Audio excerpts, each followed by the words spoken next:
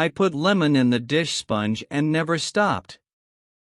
I keep asking myself, why didn't I do this sooner? Let's learn. For this trick, we will need a lemon.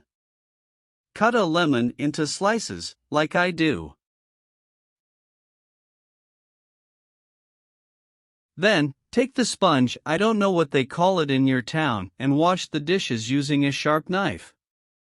Sarah's is better. Let's make a hole here in the sponge like this.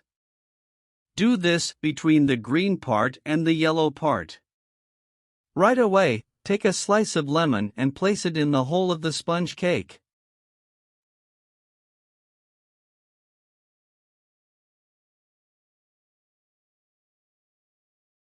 As soon as you put it aside for the moment in a container, I put 100 milliliters of water in it. Just after 3 tablespoons of alcohol vinegar. Vinegar is very good for cleaning. Did you know that vinegar gives shine? It removes the dirty crust, it's very good, and add 3 tablespoons of detergent. You can use the detergent of your choice. Then you're going to mix everything together. We're going to use it for this here. If your stove is too old, or if there is embedded dirt and you don't have time to clean, do this trick and everything will be clean and without much effort. So, let's clean up. As you can see, my stove burners are very dirty.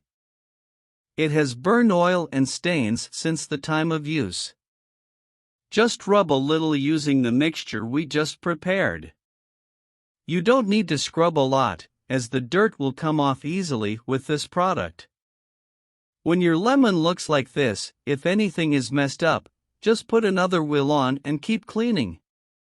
You don't need to make much personal effort after washing.